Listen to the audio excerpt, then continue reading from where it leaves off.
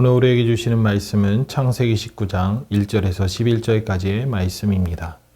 저녁 때 그 두 천사가 소돔에 이르니 마침 롯이 소돔 성문에 앉아 있다가 그들을 보고 일어나 영접하고 땅에 엎드려 절하며 이르되 내 주여 돌이켜 종의 집으로 들어와 발을 씻고 주무시고 일찍이 일어나 갈 길을 가소서.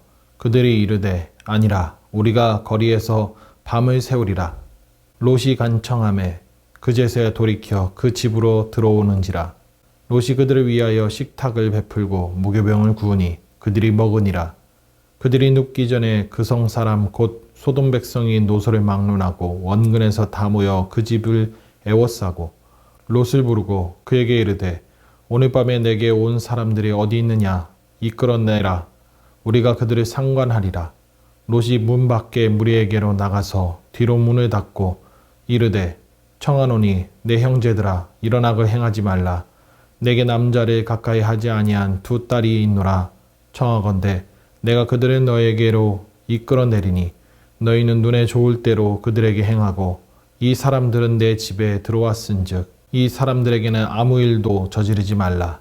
그들이 이르되 너는 물러나라. 또 이르되 이 자가 들어와서 거류하면서 우리의 법관이 되려 하는도다. 이제 우리가 그들보다 너를 더 헤아리라 하고 롯을 밀치며 가까이 가서 그 문을 부수려고 하는지라. 그 사람들이 손을 내밀어 롯을 집으로 끌어들이고 문을 닫고 문 밖의 무리를 대소를 막론하고 그 눈을 어둡게 하니 그들이 문을 찾느라고 헤매었더라. 아멘. 오늘 본문은 소돔성 심판이 일어나는 전말이 기록된 본문입니다. 이로써 롯은 창세기에서 퇴장을 합니다. 더 이상 롯과 관련된 이야기는 성경에서 언급되지 않습니다. 다만 모압과 암몬 그리고 소돔이 거론될 때 롯이란 이름이 함께 언급되지만 그마저도 성경에서 3번에 걸쳐 나올 뿐 큰 비중이 없습니다. 롯은 참 모호한 인물입니다.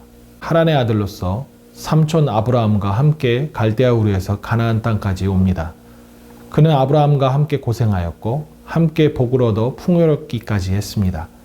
그러다가 그 풍요로움이 독이 되어 삼촌 아브라함과 더 이상 함께하지 못하고 헤어지게 되지요. 그래서 이주한 땅이 소돔이었습니다. 멸망하는 그때까지 롯은 소돔성에서 줄곧 살았습니다. 소돔은 참 기구한 땅입니다. 지명 뜻이 불타다, 그슬리다 라는 이름을 갖습니다. 처음부터 심판받을 땅이 정해진 것은 아닐까 하는 생각이 불러일으키는 이름입니다. 소돔이라는 이 단어는 오늘날까지도 여전히 고모라와 함께 타락한 도시의 대명사로 쓰입니다. 심지어 영어로 소돔이 들어간 단어들은 모두 남색과 관련된 뜻으로 쓰입니다. 그런데 롯은 이 땅을 선택했습니다. 그게 참으로 롯이라는 인물을 모호하게 만듭니다. 그는 왜 소돔 땅을 선택했을까입니다. 오늘 본문에서의 행동을 보면 롯은 종잡을 수 없는 사람이지 않을까 싶습니다. 어쩌면 그는 세속과 거룩 사이에 갈팡질팡하던 인물은 아닐까 싶습니다. 창세기 13장 10절에서 이렇게 기록되어 있습니다. 롯이 눈을 들어 요단 지역을 바라본즉 소알까지 온 땅에 물이 넉넉하니 여호와께서 소돔과 고모라를 멸하시기 전이었으므로 여호와의 동산 같고 애굽 땅과 같았더라.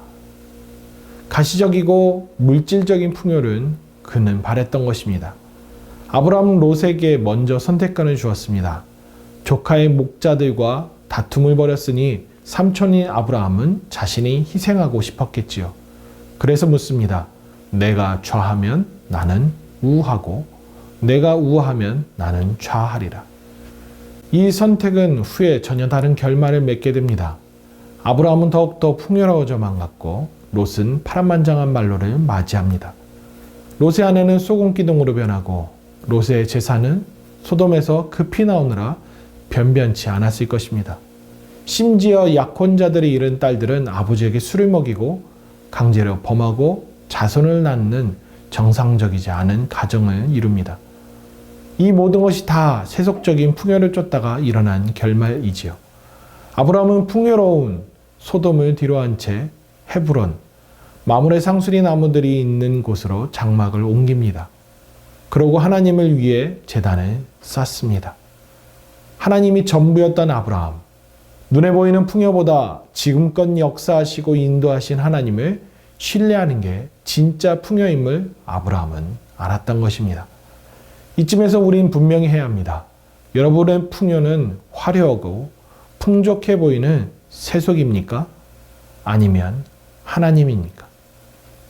현대를 살아가는 그리스도인들에게 소돔을 선택한 롯의 이야기와 오늘의 멸망당하는 소돔과 고모라의 참상은 우리로 하여금 어떤 선택을 해야 하는지 분명하게 제시해 줍니다.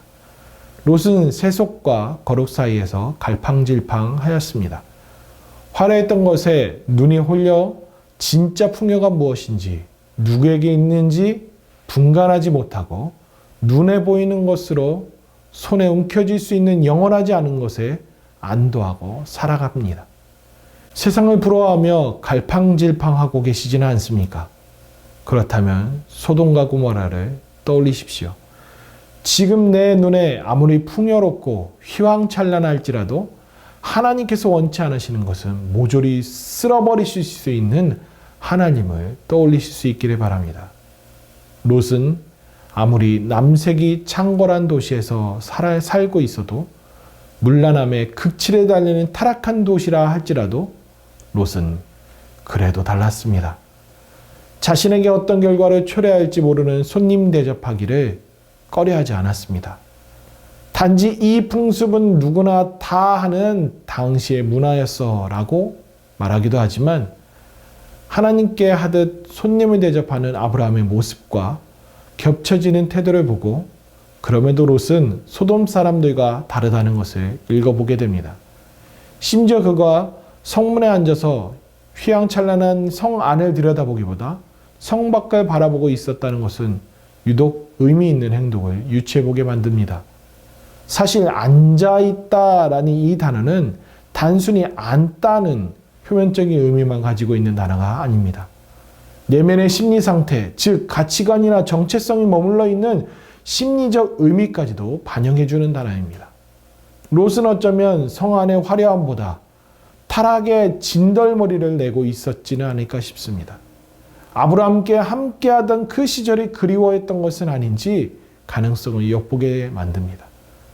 또한 소돔 남자들이 노소를 막론하고 막무가내로 남색을 하려고 내놓으라는 악행에 자신의 두 딸을 내놓으려는 그 정도로 끝까지 손님들을 보호하려는 모습, 그리고 타락한 소돔 사람들과 확실히 다르다는 것, 그 모습들을 보게 됩니다.